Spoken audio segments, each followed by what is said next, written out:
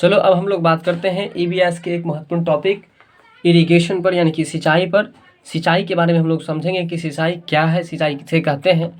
पौधों की उपयुक्त वृद्धि और विकास के लिए जल देने की प्रक्रिया को हम लोग सिंचाई कहते हैं। देखो, पौधों को डेवलप कराने के लिए, प्रोग्रेस करवाने के लिए, यानी कि वृद्धि और विकास के लिए, मतलब ग्रोथ और डेवलपमेंट के लिए हम जो उसमें जल देते हैं, इस प्रक्रिया को ही हम लोग क्या कहते हैं, सिंचाई कहते हैं। यानी कि पौधों की उपयुक्त वृद्धि और विकास के लिए जल देने की प्रक्रिया को हम लोग सिंचाई कहते हैं। इसे अंग्रेजी में हम लोग इरिगेशन कहते हैं।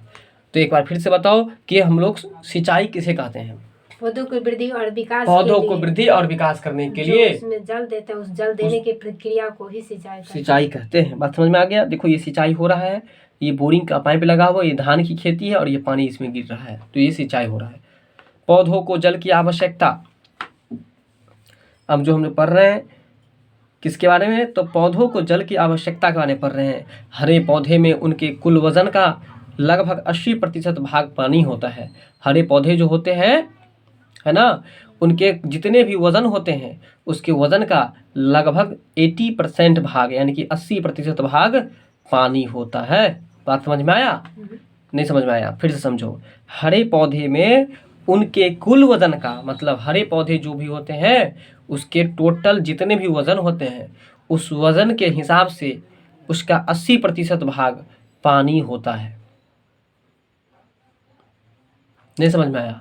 पानी दिल जा है। देखो, जो भी हरे पौधे हैं ना, तो हरे पौधों में पानी पाया जाता है, उसके वजन का 80% भाग। ठीक है। फिर लिखा हुआ है कि पौधों की जड़ें जलीय घोल के रूप में अपना भोजन लेती है, और पौधों की जो जड़ें होते हैं वह जलीय घोल के रूप में अपना भोजन लेती है। पौधों की जड़ें जो है वो जलीय घोल के रूप में अपना भोजन लेती है। ठीक है। और हरे पौधे में उनके कुल वजन का कितना प्रतिशत भाग पानी होता है? 80% भाग जो होता है वो जल ही होता है। जिस तरह से मनुष्य है, अब मनुष्य के कितने प्रतिशत? हाँ, 65% भाग में पानी पाया था ना, मतलब अपने मनुष्य के वजन से 65% पाया था ना। उसी तरह से पौधे में अगर बात करें तो कितना पाया जाता है? 80%। समझ में आ गया आप तुमको? पौधों की जड़ें जलीय घोल के रूप में भोजन लेते हैं, यानी कि पौधे की जड़ जो भोजन लेते हैं वो किसके रूप में? किस रूप में? तो जलीय घोल के रूप में भोजन लेते हैं। बात समझ में आया? तो ये था तुमको सिंचाई में पौधों की जल की आवश्यकताओं के बारे में। चलिए अब हम बात करते हैं पौधों की सभी दैहिक क्रिया। दैहिक क्रिया का मतलब दिनचर्या। नहीं, दैहिक क्रिया का मतलब पौधों के बॉडी से संबंधित, देह से संबंधित, है ना। शारीरिक क्रिया मतलब पौधों की सभी दैहिक क्रिया जल की सहायता से होती है। मतलब कि पौधों के जो भी, मतलब बॉडी से रिलेटेड जो भी काम होता है वह जल की मदद से ही होता है। अगर पौधों को जल नहीं मिले तो उसका वर्क कोई भी नहीं हो पाएगा।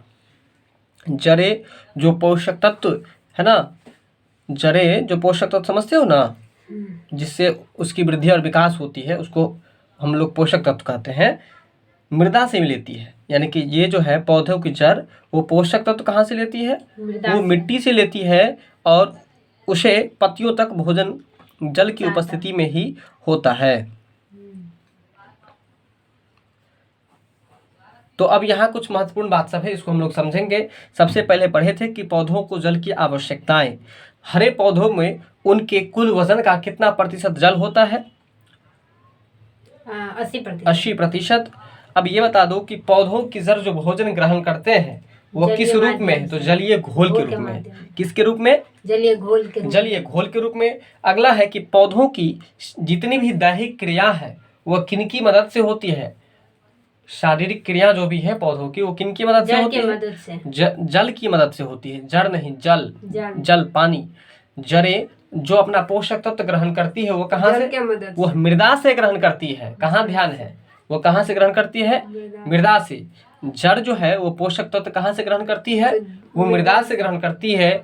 और ये जो जड़ पत्तियों तक भोजन को भेजती है वह किसके माध्यम से? वो भी जल की उपस्थिति से ही, जल की मदद से ही वह पत्तियों तक भोजन को भेजती है। बात समझ में आ गया?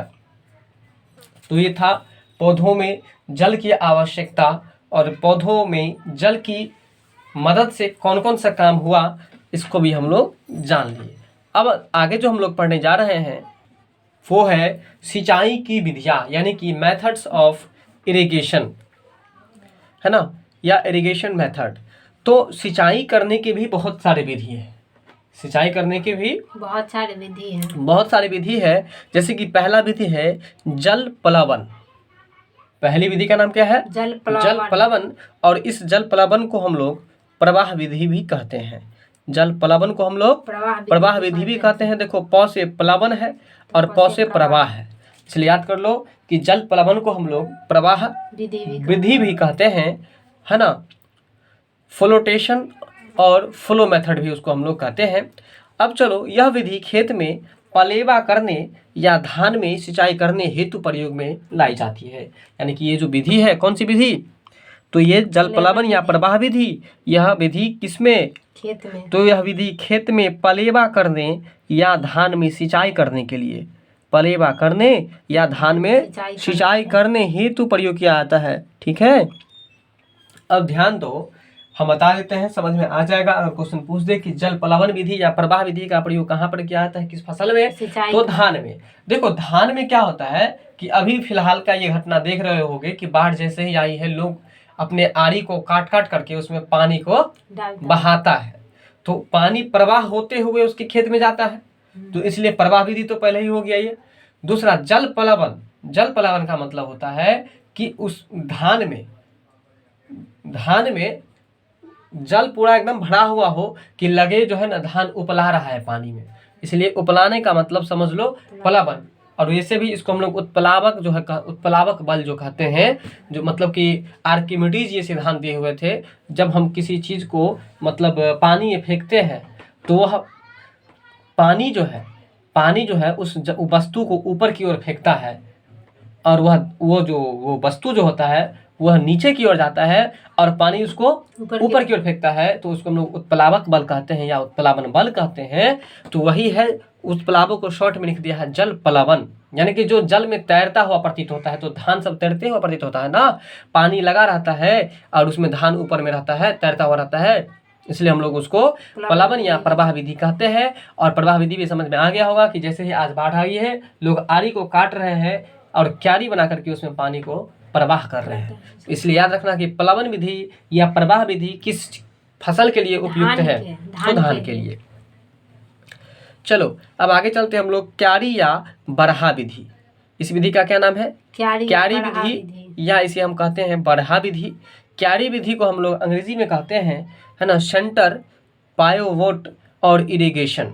ठीक है, इस विधि में खेत में छोटी छोटी क्यारियां बनाई जाती है, और क्यारी तो समझती ही होगी ना, है ना। तो क्यारी, छोटी छोटी क्यारी बनाई जाती है, जैसे प्याज में होता है, जैसे कि आलू में होता है कि नहीं, या बरहे बना लेते हैं क्यारी, या उसको हम बरहे भी कहते हैं। बरहे इस प्रकार बनाए जाते हैं, बरहे इस प्रकार बनाए जाते हैं कि पानी को अधिक चक्कर न काटना पड़े। कहने का मतलब क्यारी इसलिए बनाया जाता है, या बरहा इसलिए बनाया जाता है कि नहीं। चलो, आज हम फिर पढ़ने जा रहे हैं एक नया टॉपिक, जो है क्यारी या बरहा विधि। और इस विधि में क्या होता है कि इस विधि में खेत में छोटी छोटी क्यारियां बना दी जाती है और बरहे बना दी जाती है। यानी कि ये क्यारी और बरहा, है ना, क्यारी या बरहा विधि ये सेम है। ठीक है, तो ये कह रहा है कि इस विधि में खेत में छोटी छोटी क्यारियां बनाई जाती हैं और बरहे बना लेते हैं।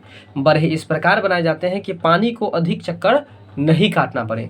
मतलब यहीं पढ़ते हैं हम कि बरहे इस प्रकार से बनाए जाते हैं, यानी कि क्यारी इस तरह से बनाए जाते हैं कि पानी को अधिक चक्कर काटना नहीं पड़े। अब मान के चलो, अगर हम क्यारी नहीं बनाएंगे तो पानी पूरा घूम घाम के आएगा, चक्कर काट के आएगा। लेकिन जब क्यारी बना देंगे तो पूरा समेट करके जो जहाँ हम जिस पेड़ में डालना चाहते हैं, जहाँ तक पहुँचाना चाहते हैं, वह तुरंत उस जगह पर पहुँच जाएगा। बात समझ में आ गया? तो वही ये लिखा हुआ कि क्यारी विधि में या बरहा विधि में यह पूरे चक्कर नहीं काटता है, सीधे अपनी जगह पर ही चला जाता है जहाँ हम भेजना चाहते हैं, उसके दोनों ओर की क्यारियों को सिंचाई हो सके। ठीक है, एक बार पुनः हम पढ़ते हैं क्यारी की विधि के बारे में। क्यारी विधि को हम लोग बरहा विधि भी कहते हैं, पहला बात ये याद रखेंगे। क्यारी विधि को हम लोग बरहा विधि भी कहते हैं, है ना। और इसको सेंट्रल पिवोट या इरिगेशन अच्छा, सेंट्रल पिवोट इरिगेशन कहते हैं। इस विधि में खेत में छोटी छोटी क्यारी बनाए जाते हैं। क्यारी विधि नाम से ही स्पष्ट है कि खेतों में छोटी छोटी क्यारी बनाई जाती है या बरहे बनाई जाती है। बरहे इस प्रकार से बनाए जाते हैं कि पानी को अधिक चक्कर ना काटना पड़े और उसके दोनों ओर की क्यारियां को सिंचाई भी आसानी से हो सके। चलिए अब हम जानते हैं क्यारी विधि या बरही विधि के बाद कूड़ विधि के बाद किसको जानेंगे हम लोग अब? कूड़ विधि को, है ना। कूड़ विधि यह सिंचाई की एक अत्यधिक प्रचलित विधि है। यह जो विधि है यह सिंचाई करने में बहुत ही प्रचलित है, यह अत्यधिक प्रचलित है। यह सामान्य तौर पर विधि देखे जाते हैं जिसका नाम है कूड़ विधि। कौन विधि है? कूड़ विधि। देखो, कूड़ विधि में दिमाग लगा लो। कूड़ विधि का मतलब साधारण ट्रिक पर इसको याद रख सकते हैं कि कूड़ मतलब किसी चीज को हम कुड़िया लगा देंगे। क्या लगा देंगे? कुड़िया। जैसे कि हम आलू जो रोपते हैं तो आलू रोपने के बाद मिट्टी को क्या करते हैं? कुड़िया लगा देते हैं। कुड़िया ना लगाते हैं। ऐसे आलू लगाना जानते हो ना कैसे लगा? ऐसे बन गया ना। देखो आलू ऐसे लगाया था है दोनों तरफ से। जैसे ये खेत है ना, तो ऐसे ऐसे ऐसे, तो ऐसे ऐसे जो हुआ तो ये खाली जमीन रहता है और ये मान लो ये इस पर आलू है। आलू यहाँ से आलू जब से पहले नीचे में डाल देते हैं और डालने के बाद क्या करते हैं कि यहाँ से मिट्टी उठाते हैं इस पर डालते हैं, फिर इधर से मिट्टी उठाते इस पर डालते हैं। बात समझ में आ गया? तो ये आलू पर कुड़िया लग रहा है ना मिट्टी का, इसलिए इसको हम लोग कूड़ विधि कहते हैं। और ठीक उसी तरह से ये गन्ने की खेती जो होती है उसमें भी क्या करते हैं कि ऐसे कर, सेम है, ऐसे ऐसे मतलब छोटा छोटा टुकड़ा डाल देते हैं और ऊपर से फिर मिट्टी डाल देते हैं। बात समझ में आ गया? तो क्वेश्चन अगर पूछे कि कूड़ विधि से किन किन फसलों की सिंचाई की जाती है, तो एक गन्ना, प्याज, आलू, लहसुन प्याज कैसे होगा? लहसुन प्याज पर भी ऐसे किया जाता है। हाँ, प्याजों में। इसमें अब देखो ये है चुकंदर, शकरकंद, ये सब है, ठीक है, कूड़ विधि के अंतर्गत। तो एक बार फिर से हम लोग समझेंगे। यह सिंचाई अत्यधिक प्रचलित विधि है। फसलों की दो पंक्तियों के बीच में पतली नाली बना दी जाती है। ये जस्ट बताए थे ना, इसमें क्या होता है, पतली नाली बना दी जाती है। और ये हम एक बार फिगर के माध्यम से भी हम दिखाना चाहते हैं, रुक जाओ। तो ये लिखा है कि यह सिंचाई की अत्यधिक प्रचलित विधि है और यह फसल की दो पंक्तियों के बीच में पतली नाली बना दी जाती है। मतलब मान लो कि हम आलू हमको रोपना है, आलू की बुआई करना है, तो सबसे पहले क्या करते हैं कि एक ऐसे करके हम लोग पहले हल से जोत लेते हैं, ठीक है। जोतने के बाद फिर क्या, एक आलू का टुकड़ा यहाँ डाले, फिर यहाँ डाले, फिर यहाँ डाले, फिर यहाँ डाले, ठीक है। अब क्या करते हैं, अब फिर हम दूसरा में डालना है, तो ये हल से जोता हुआ है, ऐसे रखे हुए हैं आलू, ऐसे रखे हुए हैं, इस तरह से हम लोग डालते चले जाते हैं। और यहाँ से मिट्टी उठाते हैं, इस पर डालते हैं, फिर यहाँ से उठाते हैं, इस पर डालते हैं, यहाँ से उठाते हैं, इस पर, मतलब इस पूरा लाइनिंग पर डालते हैं। फिर यहाँ से उठाते हैं मिट्टी, तो इधर भी डालते हैं और इधर भी डालते हैं, इधर भी डालते हैं और इधर भी डालते हैं। इसी तरह से आलू की बुआई की जाती है। और इसी तरह से गन्ने का टुकड़ा भी जो होता है उसको भी हम लोग ऐसे ऐसे गिराते हैं और ऊपर से मिट्टी डाल देते हैं, यानी कि मिट्टी का कुड़िया लगा देते हैं। इसलिए याद कर लो कि कूड़ी विधि से किस किस फसल की सिंचाई की जाती है? गन्ना है, चुकंदर है ना, आलू है, ये सब तुमको, शकरकंद है, मतलब अलहुआ जिसको हम लोग कहते हैं, शकरकंद, ये सब जो है सो आपको कूड़ विधि के माध्यम से बनाई जाती है। बात समझ में आ रहा है? हाँ, सिंचाई की जाती है। यह सिंचाई की अत्यधिक प्रचलित विधि है और फसल की दो पंक्तियों के बीच में पतली नाली बना ली जाती है जिन्हें हम कूड़ी कहते हैं, कूड़ विधि कहते हैं। गन्ना, आलू, चुकंदर, शकरकंद आदि मेड़ों पर बनाई जाने वाली फसलों में इस विधि से सिंचाई की जाती है। समझ में आ गया? तो ये था कूड़ विधि। फिर आगे हम लोग चलते हैं थाला विधि। कौन विधि है? थाला विधि से हम लोग किस तरह से सिंचाई करते हैं इसको देखो। इसमें छोटे छोटे वृत्ताकार समतल थाले पेड़ों के चारों तरफ बनाए जाते हैं। देखो थाला का मतलब क्या होता है कि जैसे कि मान के चलो, मान लो कि हमको इस पेड़ को उखाड़ना है, तो इसको हम क्या करते हैं, कहते हैं कि थाला के साथ उखाड़ो। मतलब कि इसके लिए हम चारों ओर से क्या करते हैं, पहले थोड़ा थोड़ा मिट्टी छोड़ देते, थोड़ा थोड़ा ऐसे करके हम लोग, है ना, थोड़ा थोड़ा ऐसे करके हम लोग क्या करते हैं कि मतलब कि मिट्टी जो है ना, मिट्टी काट लेते हैं ऐसे करके और एक ही बार पूरे जड़ के मिट्टी के साथ ही उखाड़ लेते हैं। उसको हम लोग कहते हैं थाला विधि। तो ठीक इसी तरह से इसकी सिंचाई भी की जाती होगी, यानी कि पेड़ के पास चारों ओर से ऐसे ऐसे कर दी जाती होगी और इसके बाद इसमें पानी डालती होगी। बात समझ में आ रहा है? तो थाला विधि में क्या होता है, देखो रिंग, थाला मतलब रिंग, मतलब चारों ओर, वही बात है, रिंग बेसिन मेथड। इसमें छोटे छोटे वृत्ताकार समतल थाले पेड़ों के चारों तरफ बना लिए जाते हैं। वही बात है ना कि वृत्ताकार समतल थाले बना लिए जाते हैं, ठीक है। तो देखो यही ना बताए थे यहाँ पर कि ये पेड़ है और ये जो पेड़ है ऐसे, इस पेड़ के चारों ओर देखो ये वृत्ताकार हम लोग काट लेते हैं, है कि नहीं। और इसके बाद फिर क्या होता है, इसके बाद जब इन थालों में दिया आता है, जब इन थालों में जल को दिया आता है, क्या दिया आता है, जल को दिया आता है।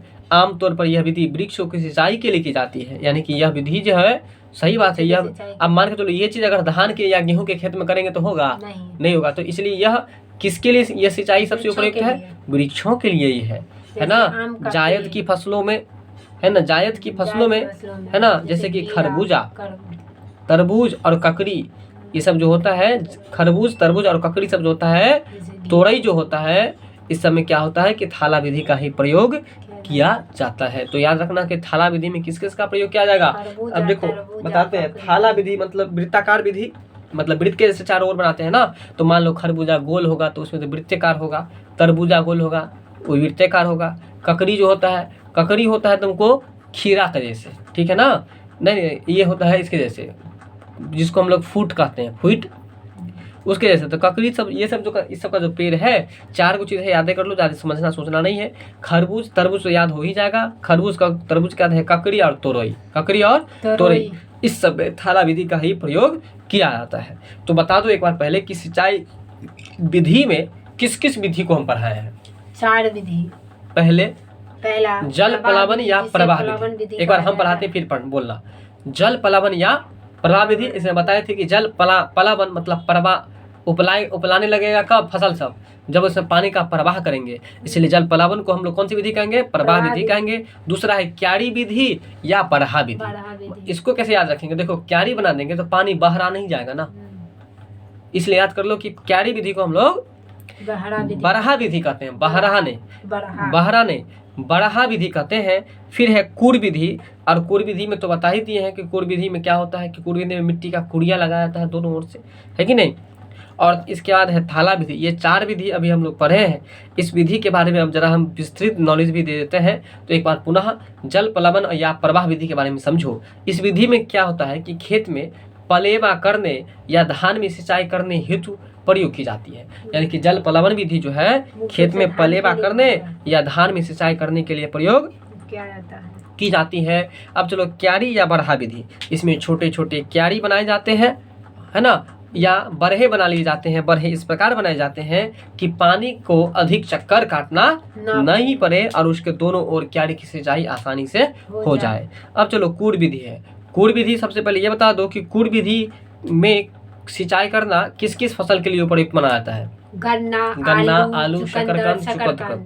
ठीक है, तो अब है कूड़ विधि के बारे में समझो। यह सिंचाई की अत्यधिक प्रचलित विधि है। फसल की 2 पंक्तियों के बीच, फसल के 2 पंक्तियों के बीच, है ना, पतली नाली बना दी जाती है। देखो ये नाली है, नाली बना दी जाती है जिसे हम कूड़ कहते हैं।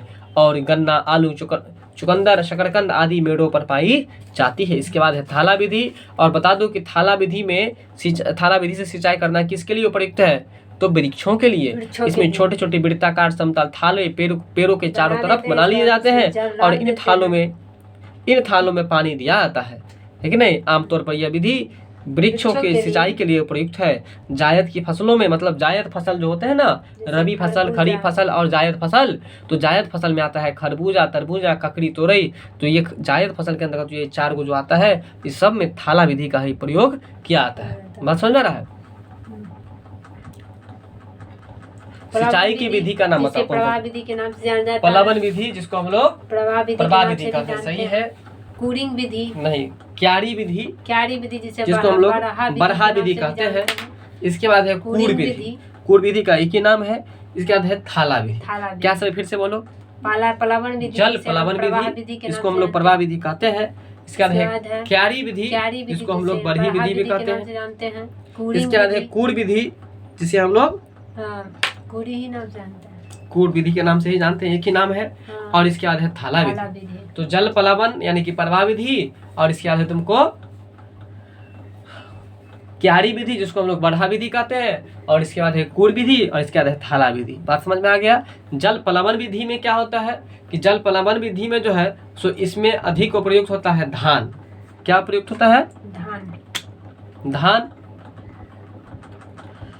क्यारी विधि में क्या होता है कि छोटी छोटी क्यारियाँ बना ली जाती है और इस तरह से मतलब कि बनाए जाते हैं बरहे कि मतलब पानी को अधिक चक्कर नहीं लगाना पड़े और दोनों ओर की क्यारी भी अधिक से अधिक आसानी से सिंचाई हो जाए। फिर है कूर विधि, और कूर विधि में क्या था कि फसल की 2 पंक्तियों के बीच में पतली नाली बना दी जाती है जिन्हें हम लोग कूर कहते हैं। गन्ना, आलू, चुकंदर, शकरकंद आदि मेंढों पर पाई जाने वाली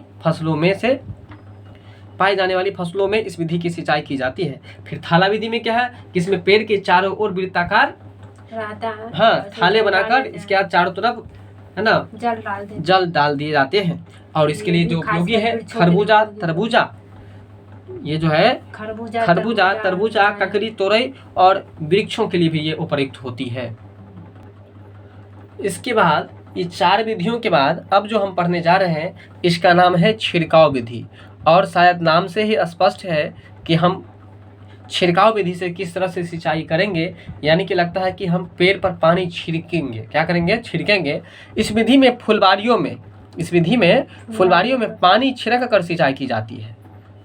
समझ में आ गया ना कि पानी को छिड़क कर मतलब हाथ से ऐसे ऐसे करके पानी हम लोग छिड़क करके तब सिंचाई करेंगे। जिन क्षेत्रों में पानी कम होती है तथा भूमि समतल नहीं होती है वहाँ पर इस विधि का प्रयोग किया जाता है। तो बता दो कि छिड़काव विधि का प्रयोग कहाँ पर किया जाता है? जहाँ समतल भूमि होती है और जिन फसलों में कम पानी, जिन क्षेत्रों में पानी की कमी होती है या जिस जगह पर भूमि समतल नहीं होती है।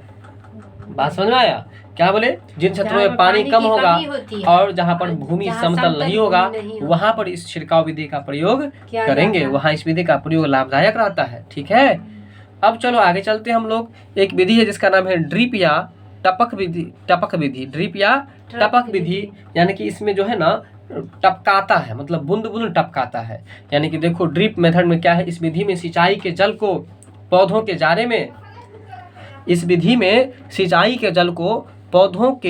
क्षेत्र में बूंद बूंद करके दिया जाता है ना। पौधों के जाड़े क्षेत्र में है कि नहीं, पौधों के जाड़े क्षेत्र में बूंद बूंद करके दिया जाता है। और इस विधि में वाष्पीकरण की